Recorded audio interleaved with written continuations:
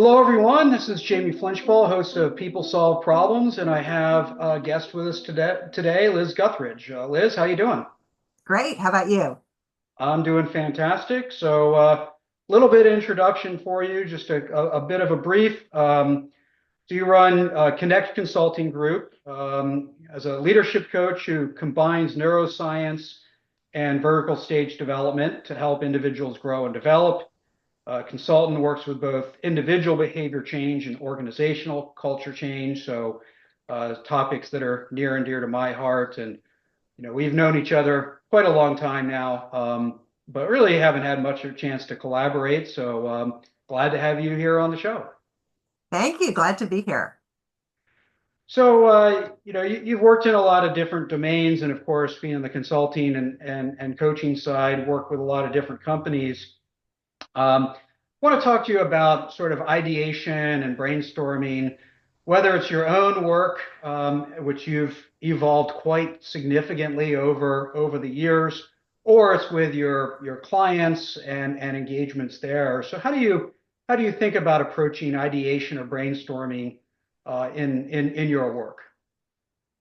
So, people always want to think of brainstorming as getting into an office or around a conference table and all throwing ideas at one another. And the research shows that is not a really effective way to do it. The research shows that it's really valuable for people to do some good thinking on their own in ways that they prime their brain to use their unconsciousness. So, for example, you decide to um, you want to be thinking about solving a particular problem or coming up with a new way to expand a product or whatever, is to think about some issues and then just go off and do something. Take a walk, go to the gym, whatever, and let your unconsciousness work. Because when you think about it, most of our really good ideas come from when we're in the shower, when we're um, cooking, walking, whatever, because the brain really needs to have that unconsciousness make connections that we don't often see. And to do that, you need to be not thinking about the problem. You need to be in a positive state of mind, and you need to just let your brain work on its own. And then just make sure that you have a way to capture some of the ideas that you think. And then you can especially if you're working on a team, various people have been doing that on their own, and then come together and share what you've been doing and talking about, and then give yourself some more space to do that. Yeah, I want to ask more about that from a technique standpoint because I'm fully supportive of that. One of the chapters in my book is called Integrating Intuition, and some of it's not all about ideation, it's about any part of it, but some of it's that kind of advice. How do we access our intuition in the problem solving or improvement work? And some of that is of course to walk away from it and allow room for your other parts of your brain to engage. So one of the techniques I've experimented with over the years is often on Miro or those other tools, we'll kind of kick off the process and then let people brainstorm asynchronously, where Miro is simply as you pointed out, how do we collect the ideas, but they're doing it independently, where they can work best. So from a technique or an approach standpoint, how do you best tap into that, whether you're a facilitator or a guide or doing it for yourself? Yeah. So it definitely helps people to do things on their own because it also helps the introverts feel like they can contribute rather than being overwhelmed by the extroverts. However, I think what's really helpful is to be able to do it over a longer time period so as to let people figure out when's going to be the best time for them, if it's nighttime, daytime, when they're outdoors or at the gym or whatever. So it's not just, feeling like you're at a table being forced to write notes on sticky notes. I mean, sometimes that can help, but generally at a later stage. Mhm. And that, I mean, also too, people really like some autonomy.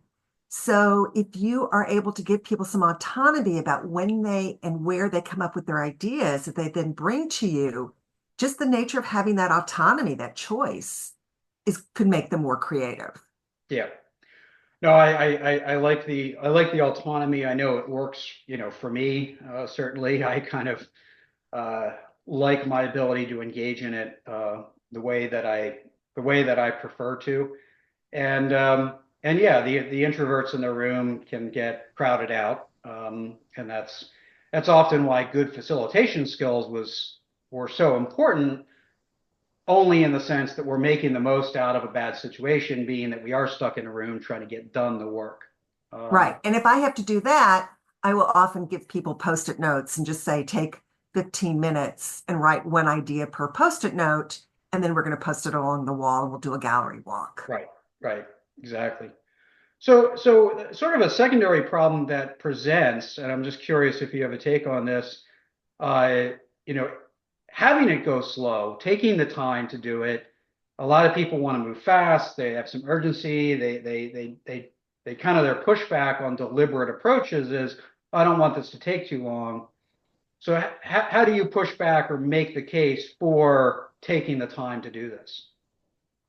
Well, it doesn't really take that much longer because if you're doing it from an asynchronous standpoint and give everybody the assignment that in the next 36, 48, 72 hours, you're going to come up with some ideas. And then having some rigor about how you evaluate the ideas. Yeah, and I like that a lot. It's adding the rigor on the back end, right? It's once we have the ideas that can come from anywhere, then let's be rigorous about the evaluation, the discernment around those ideas before we move forward. Right. Because if Um, you rush everybody at the beginning, you really run the risk you're not going to get the really some really creative out of the box thinking. right. Yeah, we get a little more. I like to talk about momentum, right? And so you kind of you have an early idea. It seems like it might work, and you get some momentum around that. You don't even consider all these other ideas that may be way better, and Mhm. probably are in most cases. So all of that kind of implies just the idea of discovering new ideas, testing what might work, things like that, really implies a learning mindset to problem solving and improvement, which isn't always easy. People sometimes have a results orientation, just sort of an execution mindset. How do you think about a learning mindset? How do you encourage or really almost require get people to adopt a learning mindset through all of this? Yeah, so learning mindset really starts with a growth mindset. And this idea that you are being very curious and you're wanting to know more. And I mean, Carol Dweck, who came up with this idea of mindset years ago, talks about, this idea between a growth mindset in which you're always thinking that you can improve, which really fits lean really well, as opposed to a fixed mindset in which you're trying to prove that you're successful and not really wanting to grow. Now, she really makes the point that we are all on a continuum. So we need to look for ways to encourage a growth mindset when we are at work. And so this idea of encouraging people to be curious, asking questions of themselves and as of others. And these days, I think especially not always accepting the status quo. In fact, challenging the status quo and ensuring that you've got a culture that you can, just because we've always done it this way, doesn't mean we need to continue to do it this way. We can question that. Yeah, And then I think the other thing too is giving a lot of praise for those who role model the behavior you want, because people can be very, what's the word I want? They really want to hold on to the praise rather than commend people. And the value of recognizing people for practicing curiosity and challenging things and all of that is that it gives them a hit of dopamine and they're going to want to continue to do it again and again. And you, as the leader, when you commend people, you're going to feel better, especially when you see the smiles on their face and the reactions that they're getting. And you realize, oh, that's really going to help us have a continuous learning orientation. Yeah. I certainly like that. I also, when I talk about behaviors in the book, that curious mindset, I think that learning mindset, I believe, is an essential uh, behavior to go along with problem solving. In terms of creating it, and I certainly agree, it's along a continuum, so it's not just turn it on or off. Um, but do you believe people need to sort of choose to go into a growth mindset and a learning mindset, sort of consciously choose it?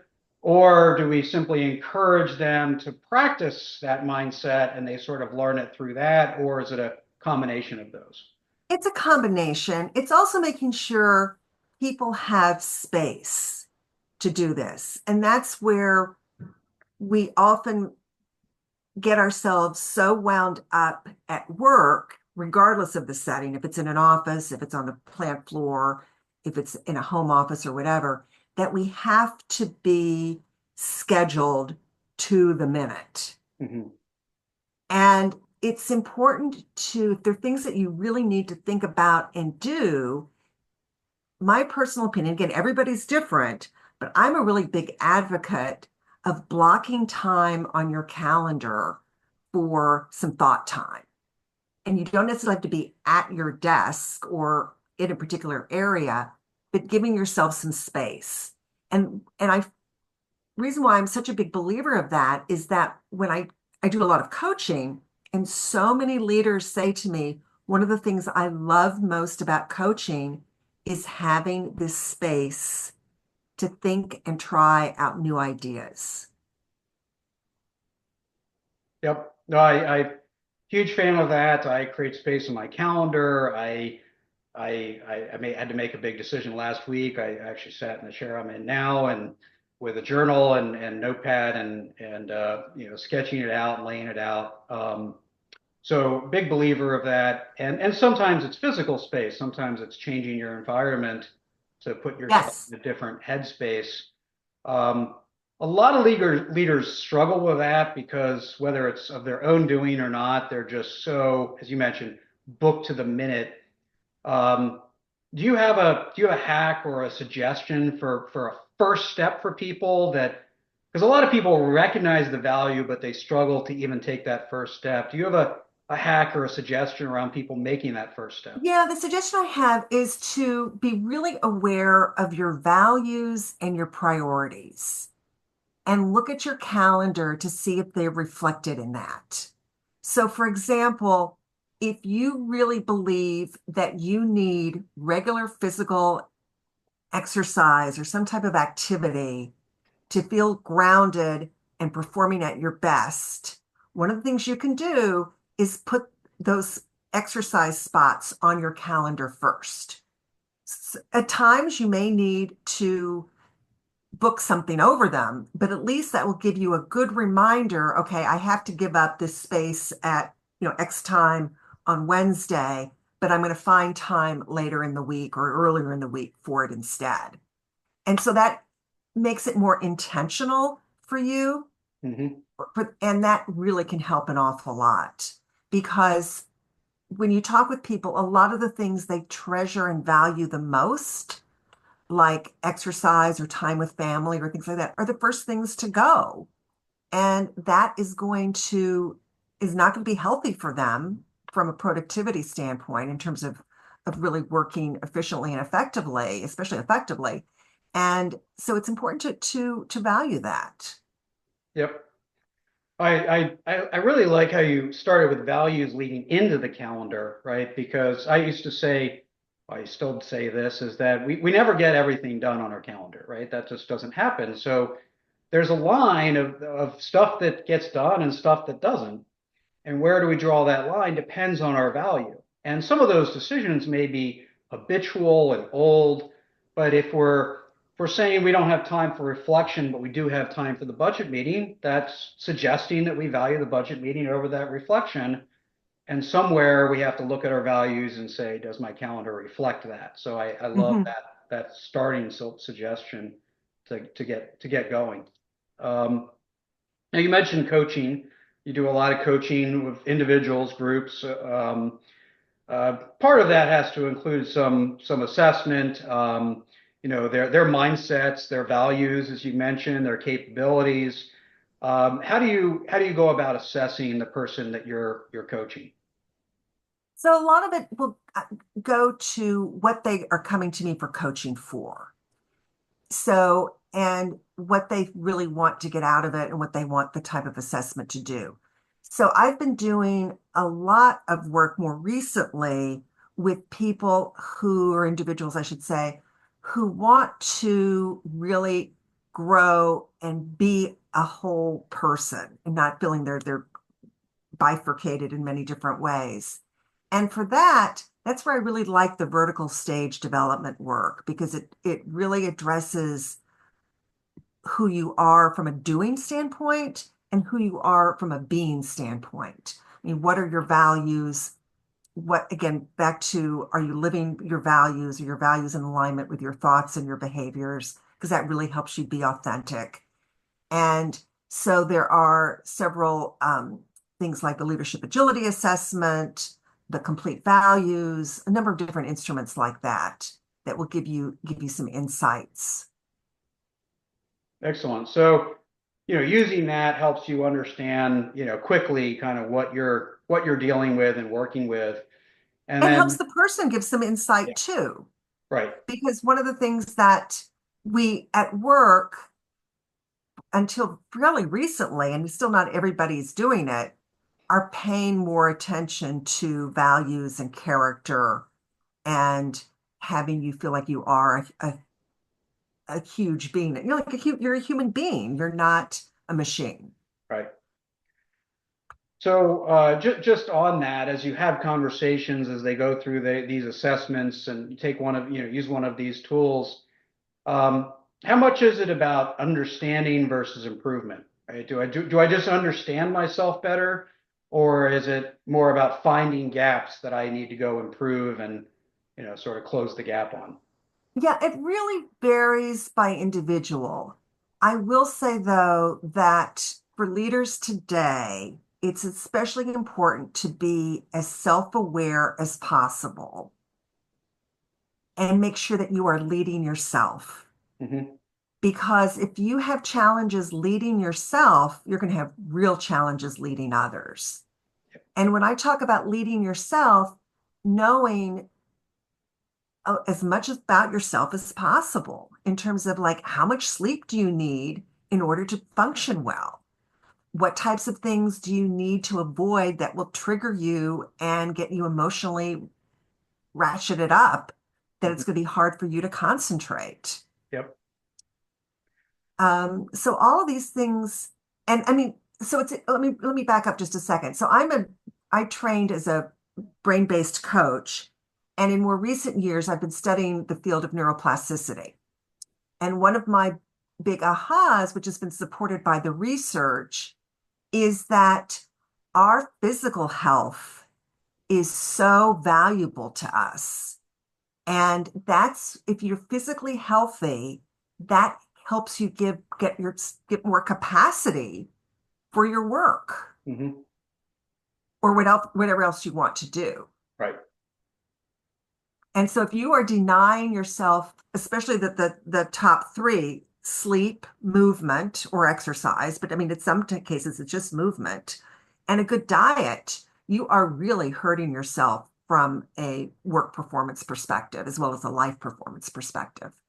Yep. As somebody who spent lots of time in conference rooms, stuck on airplanes, not sleeping with late arrivals, and eating whatever I could find in an airport, I recognize all of that, and Yeah. all the things I did to harm myself through my schedule. Um, so how do you adjust then as a coach? How do you make changes? Do you start with a standard approach, or do you make dramatic changes to how you coach depending on what you assess and what you're in the leader you're working with? Yeah. So I am a big advocate of very um, tailored coaching so as to treat each person as the individual they are. And so that becomes part of like what they want to work on. And oftentimes, I mean, I'm really pleased because a lot of the corporate clients I'm working with give their coachees or their employees a lot of leeway into what they want to work on. Mhm. And so that is really, really helpful because again, if you feel like you've got the autonomy to choose what you want to work on, that is going to be a big driver for you to want to make improvements. Mhm. Yep. And so for a lot of my coachees will talk about what their ideal self is and going out 10, 15 years or so and then working backwards on how to get there. And again, often including their values. And values can change, but for the most part, values can be pretty steady. Mhm. And getting grounded in that can help a lot. And then figuring out what things that they think that they are interested in doing that can make a difference. And then, working on one or two, maybe three, but no more than three goals at a time, because it's just, you're not going to get there. Yeah. Yep. Well, that sounds like a great approach. I agree with the premise of the individualization. Certainly, as you've shared your perspectives and your practices, I love how much you being a consummate learner kind of came out and how you've evolved your thinking. So really appreciate you coming on the show and sharing your lessons, your perspectives, and your practices. So thanks, Liz. Thank you, Jamie.